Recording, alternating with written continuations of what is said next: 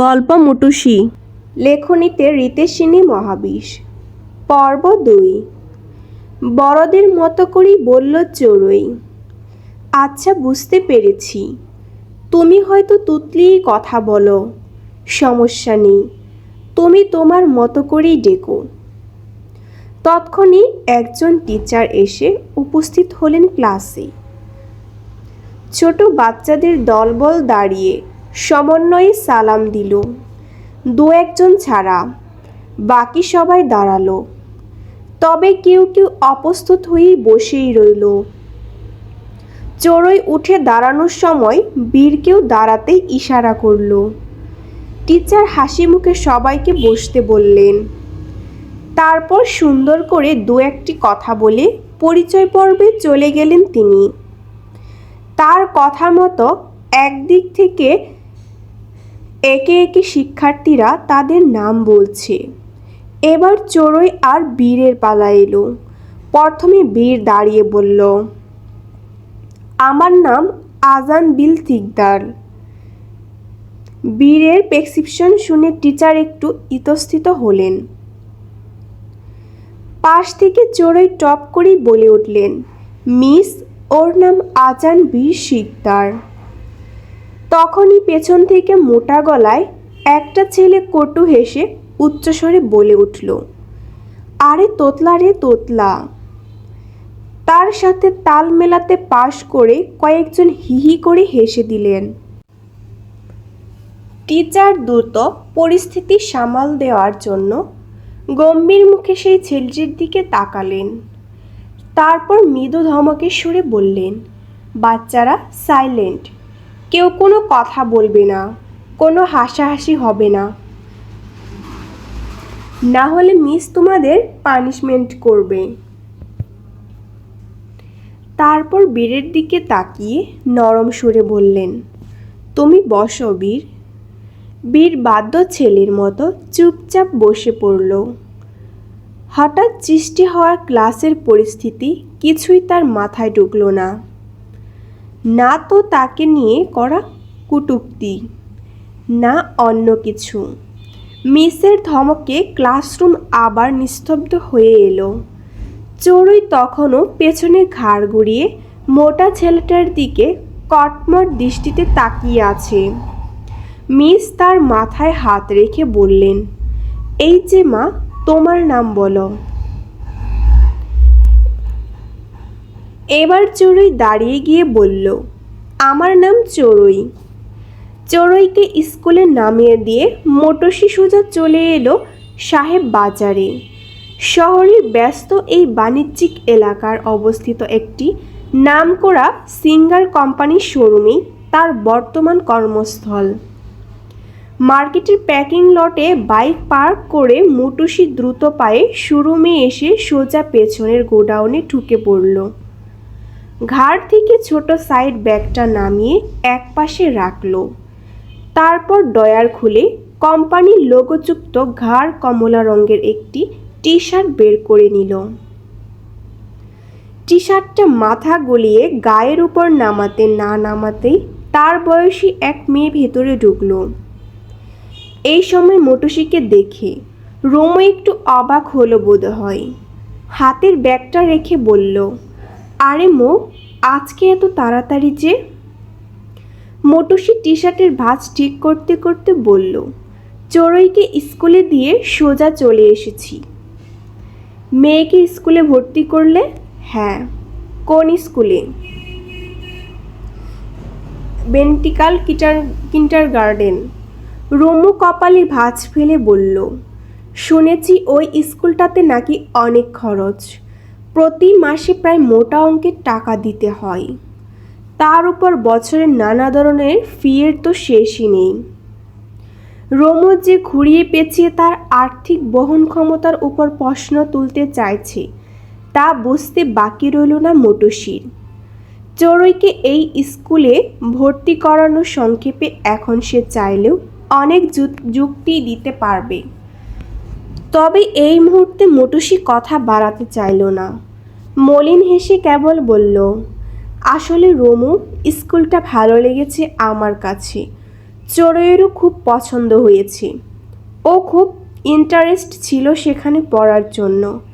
হ্যাঁ, খরচটা একটু বেশি। দেখি কোলাতে না পারলে সামনের বছর ট্রান্সফার করিয়ে আনবো। দেখো যা ভালো মনে করো, তবু ভুলেও কখনো বিদ্যানিকেতন ট্রান্সফার করিও না। পরনের কামিজের উপরই টি শার্ট জড়াতে জড়াতে বলল রুমু। মোটুসি ভুরু কুচকে তাকালো কেন? ওখানকার পরিবেশ একদমই ভালো না। শুনেছি ওই স্কুলে নাকি একটু এদিক ওদিক করলেই টিচাররা বাচ্চাদের গায়ে হাত তোলে। ছোট বাচ্চা, এর চেয়ে ভয়ের আর কি আছে? এই দিক দিয়ে আবার একটু খরচ বেশি হলেও বাচ্চাদের ভালো স্কুলেই পড়ানো উচিত।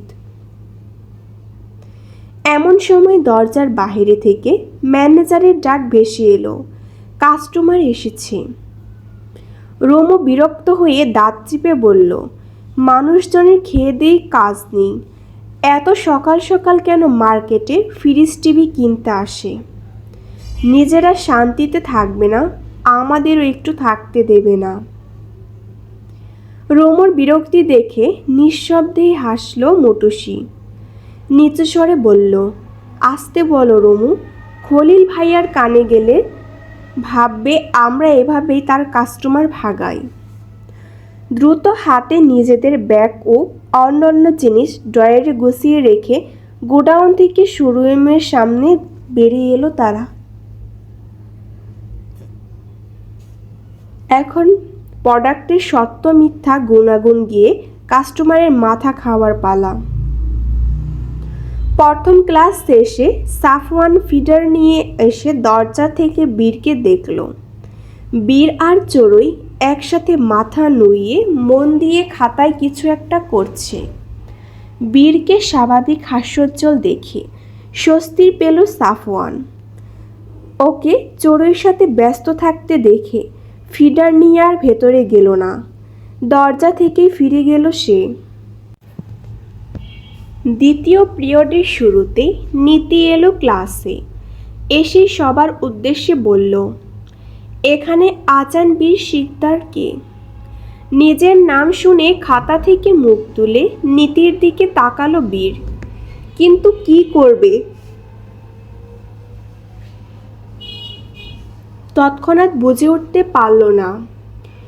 ওকে নিশ্চুপ বসে দেখে চড়ুই নিচু স্বরে বলল, বীর, মিস তোমাকে ডাকছে তো, হাত উঠাও।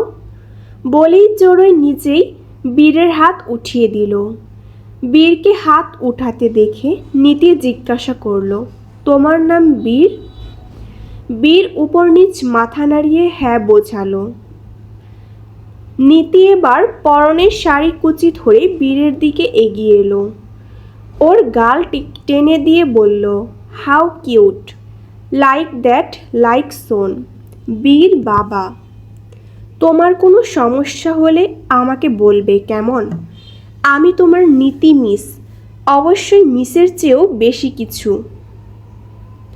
কোনো এক কারণে মনের চাপা উচ্ছ্বাসে অতিশস্যে পাশে বসা চড়ুইকে একটিবারের জন্য খেয়াল করল না নীতি। বীরকে আদর করে চলে গেল সে। নীতি বেরিয়ে যেতেই দ্বিতীয় পিরিয়ডে টিচার এসে প্রবেশ করল ক্লাসে। সালাম জানিয়ে বসে চড়ুই বীরের মুখ নিয়ে নিচু স্বরে বলল, তুমি কি নীতি মিসকে আগে থেকে চেনো বীর? বীর মাথা নেড়ে সহজভাবেই বলল, না চিনি না, কিন্তু আমি চিনি। দ্বিতীয় পিরিয়ড চলাকালীন সাফওয়ান একটু প্রাকৃতিক কাজ সারতে ক্যাম্পাসের বাহিরে গিয়েছিল।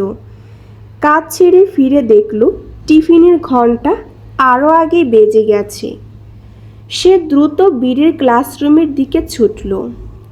ভেতরে ঢুকতেই চোখ গেল চড়ুইয়ের টিফিন বক্স থেকে নুডলস নিয়ে খাচ্ছে বীর। দেখে বোঝা যাচ্ছে বেশ মজা করেই খাচ্ছে। অথচ এই নুডলস বাড়িতে খাওয়াতে বাড়ির 3 জন পরিচারিকাকে হিমশিম খেতে হয়। সাফওয়ান এগিয়ে গিয়ে বীরের পাশে বসল। মৃদু হেসে বলল, চাচ্চু, বন্ধুর খাবার খাচ্ছ? বীর হঠাৎ সাফওয়ানকে দেখে মৃদু চমকাতে হলো। নুডলস মুখে নিয়েই অস্পষ্ট স্বরে বলল, সাফওয়ান চাচ্চু, তুমি কোথায় গিয়েছিলে? আমি তোমাকে দেখতে পাইনি। সাফওয়ান কালো একটা হ্যান্ডব্যাগ থেকে টিফিন বক্স আর ফিডার বের করতে করতে বীরের কানের কাছে গিয়ে মুখ নিয়ে নিচু স্বরে বলল, চাচ্চু, একটু পিপি করতে গিয়েছিলাম। বীর কথাটা শুনি ফিক করে হেসে দিল। সাফওয়ান স্যান্ডউইচ বের করে বলল, নাও বীর, তোমার ফ্রেন্ডের সাথে মিলেমিশে খাও। বীর চড়ুইয়ের দিকে তাকিয়ে বলল, চাচ্চু, ওর নাম চড়ুই পাখি। সাফওয়ান একটা স্যান্ডউইচ চড়ুইয়ের দিকে বাড়িয়ে দিয়ে মিষ্টি হেসে বলল, বীরের চড়ুই পাখি, নাও তুমি খাও। চড়ুই স্যান্ডউইচটা নিল না, বরং হাত গুটিয়ে শক্ত হয়ে বসে রইল। মাম্মা বলেছে অপরিচিত কারোর কাছ থেকে কোনো কিছু না নিতে। চড়ুইকে নিতে না দেখে বীর বলল, চড়ুই পাখি নাও, আমার সাফওয়ান চাচ্চু হয়। চড়ুই কিছুক্ষণ গভীরভাবে পর্যবেক্ষণ দৃষ্টিতে সাফওয়ানের দিকে তাকিয়ে রইল। সাফওয়ান মিষ্টি হেসে ওর দিকে স্যান্ডউইচ বাড়িয়ে রেখেছে। অবশেষে চড়ুই হাত বাড়িয়ে স্যান্ডউইচটা নিল। বীরের মুখে হাসি ফুটে উঠল, বলল, চড়ুই পাখি খাও। মাথা হেলে খাওয়ার এক পর্যায়ে চড়ুই মাথা তুলে দেখল বীর চুকচাক করে ফিডার থেকে দুধ খাচ্ছে। চড়ুই অবাক হয়ে জিজ্ঞাসা করল, বীর, তুমি এখনো ফিডার খাও? বীর মুখ থেকে ফিডার সরিয়ে খুব আত্মবিশ্বাসের সাথে বলল, এগুলো মিল্কিতে প্রোটিন আছে। বেশি বেশি মিল্কি খেলে আমি অনেক বড় হব। চড়ুই ঘাড় গড়িয়ে তার নিজের স্টাইলে বলল, আমিও মিল্ক খাই, কিন্তু এভাবে না। আমি বড়দের মতো মগে করে ঢকঢক করে খাই। শোরুমে মোটামুটি ভিড়। এক মধ্যবয়স্কী দম্পতি ফ্রিজ কিনতে এসেছেন। পুরো শোরুম ঘুরে ঘুরে ফ্রিজ দেখেছেন তারা। তাদের পেছন পেছন মোটুসিও হাঁটছে। কোনো ফ্রিজ কেমন কার্যকারিতা, ওয়ারেন্টি কত দিনের, তা বুঝিয়ে বলছে সে। দম্পতিও নিজেদের মতো করে প্রশ্ন করেছেন। মোটুসি সেগুলো উত্তর দিতে হচ্ছে। তখনই রুমো পিছন থেকে এসে মোটুসির হাত ধরে একটু সাইডে টেনে নিল। নিচু স্বরে বলল, মৌ, তুমি এখনো এখানে? চড়ুইকে না নিতে যাবে বলেছিলে? কাস্টমার আছে তো, খলিল ভাই বলল পরে যেতে। আহা, তুমি আবার খলিল ভাইয়ের পারমিশন নিতে গিয়েছ? তাহলে জেনে রেখো, আজ আর মেয়েকে পিক করতে হবে না তোমার। কাস্টমারের যাওয়া আসা লেগেই থাকবে এখন। তাহলে কি করব এখন? 12টা তো বাজতেই চলল। যেতে চাইলে এখনই চলে যাও, আর বলে যাও দরকার নেই। কি বলছো? পরে যদি কিছু বলে? কি আর বলবে, দেরি করো না, তাড়াতাড়ি চলে এসো। আচ্ছা, তুমি তাহলে একটু সামলিয়ে নিও। আচ্ছা যাও, দেরি করবে না কিন্তু। মোটুসি গুডাউনে গিয়ে দ্রুত কোম্পানির টি শার্টটা খুলে গলায় জর্জেট ওড়নাটা জড়িয়ে বেরিয়ে পড়ল। বেলা তখন প্রায় 12টার কোলে। কুয়াশার পর্দা চিরে আকাশে হালকা রোদের ঝিলিক দেখা যাচ্ছে। স্কুলের চারপাশ জুড়ে ছুটির ঘণ্টার আগ মুহূর্তে চিরচেনা কর্মচলাচ্ছ। প্রধান ফটকের সামনে অভিভাবকদের ভিড় উপচে পড়ছে।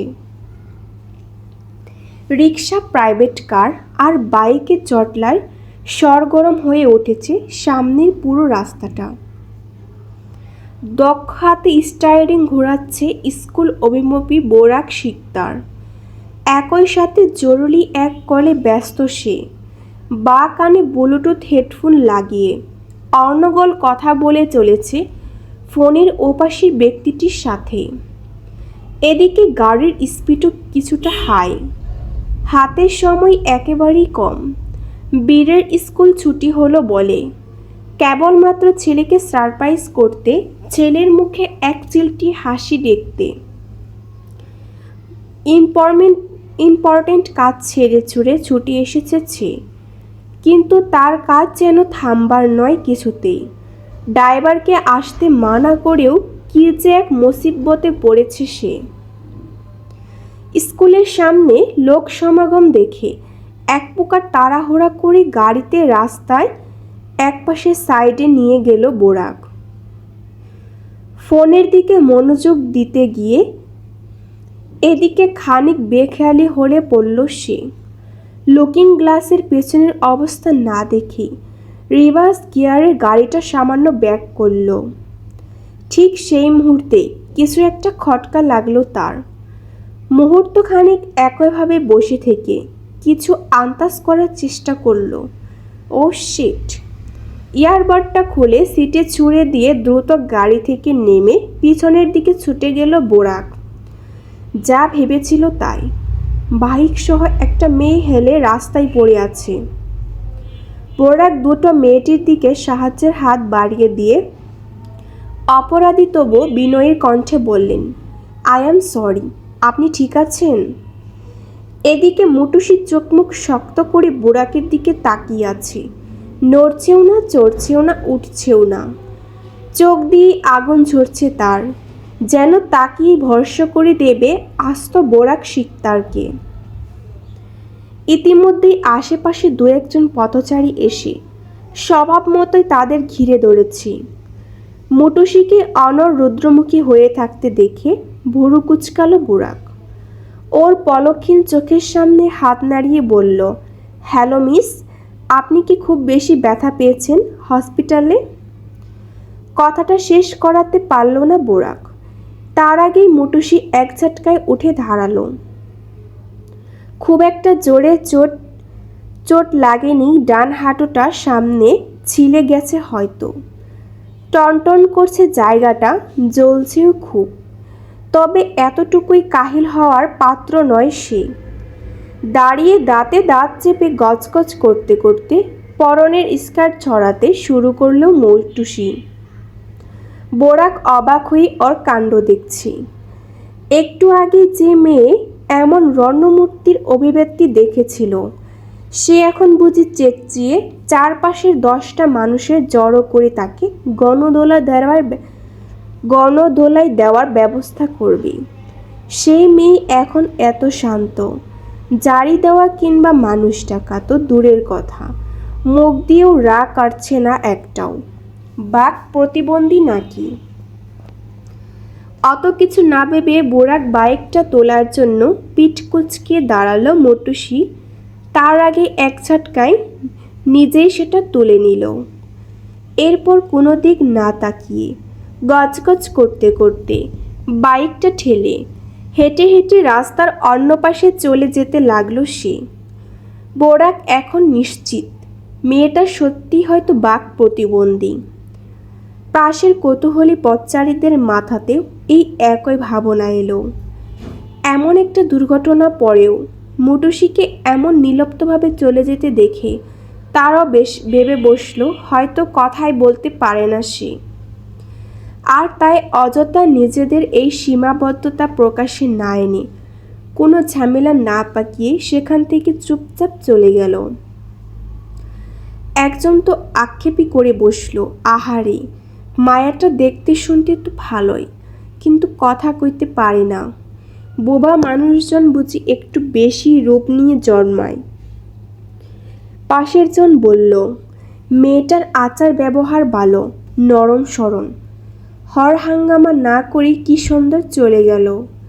না হলে আজকাল তো রাস্তায় হাঁটার সময় সামান্য হাতে হাত টাচ লাগলেও সে তিলকে তাল বানিয়ে আশেপাশের 10 জন মানুষকে ডেকে জড়ো করানো হয়।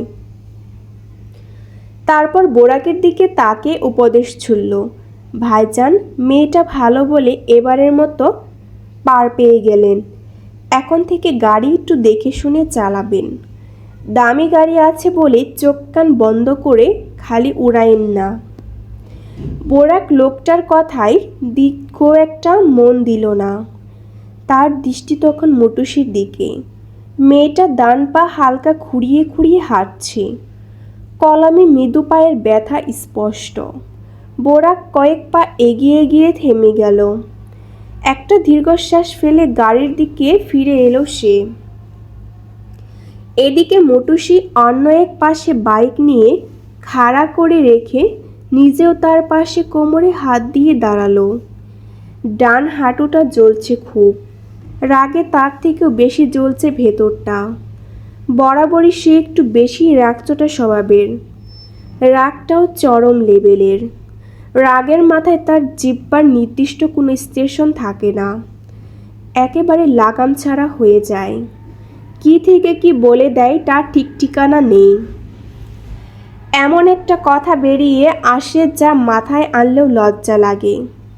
তবে সে ম্যাচিউর একটা মেয়ে, পরিস্থিতি বুঝে চলতে হয় তাকে। সবসময় নিজেকে প্রাধান্য দিয়ে ছেলে মানুষের পরিচয় দেওয়া মনে হয় না। এটা তার মেয়ের স্কুল, এখানে সিনক্রেট করলে তার প্রভাব বিরূপ হতে পারে।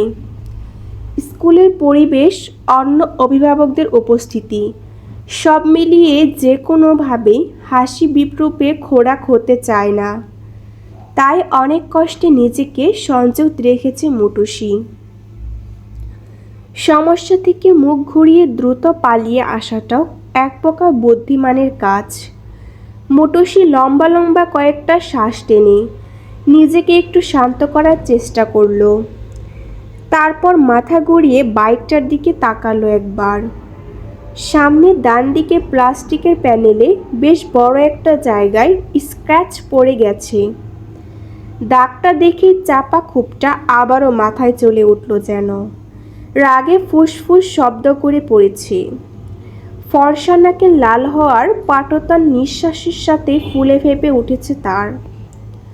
স্কুলের পেছনের জায়গাটা একটু নিরিবিলি, মানুষজনের সমাগম নেই এই দিকটায়। সেই সুযোগের মনের সবটুকু চাপা রাগ খুব জোরে বের করে দিতে লাগলো মুটুসি। দাঁতে দাঁত চেপে নিজের মতো করে বিড়বিড় করে চলল সে। খবিস ব্যাটা কোথাকার, চোখ বাসায় খুলে রাস্তায় এসে দামি গাড়ির ভাব মারাই শালা। সাতপুতের ভাগ্য একটা গাড়ি কিনতে পারছে না, সেটা মানুষের পেছনে লাগিয়ে দেখাতে হবে, দেখো আমি বড় লোক। এতই যদি বড়লোকই দেখানোর শখ থাকে, তবে রকেট কিনে আকাশে উড়বি তুই, রাস্তায় কেন? ইস, আমার বাইক! দেশে আর কোনো গাড়ি ছিল না, আমার বাইকে এসে লাগিয়ে দিতে হলো। মানুষ নামের জানোয়ার কোথাকার। আর একবার দেখা হোক খবিস লোক, তোর পাছায় আগুন লাগিয়ে তোকে মহাকাশ ভ্রমণে না পাঠিয়েছি আমি, তবে আমার নামও মৌ নয়। পরক্ষণেই অসহায় মলিন মুখে স্ক্র্যাচের জায়গায় তার নরম হাত বুলিয়ে দিল কয়েকবার। বাইকটা তার খুব শখের, তার থেকেও বেশি প্রয়োজনের, অনেক কষ্টে জমানো টাকা দিয়ে কেনা। এখন এই স্ক্র্যাচ রিমুভ করতে কত টাকা লাগে কে জানে। একটা দীর্ঘশ্বাস বেরিয়ে এলো মুটুসির ভেতর থেকে। এমন সময় ছুটির ফেল বেজে উঠল। মুটুসি নিজেকে সামলে নিয়ে দ্রুত পায়ে হাঁটা দিল গেটের দিকে। চলবে। গল্পটি ভালো লাগলে অবশ্যই আমার চ্যানেলটি লাইক এবং সাবস্ক্রাইব করে দিয়ে পাশেই থাকবেন।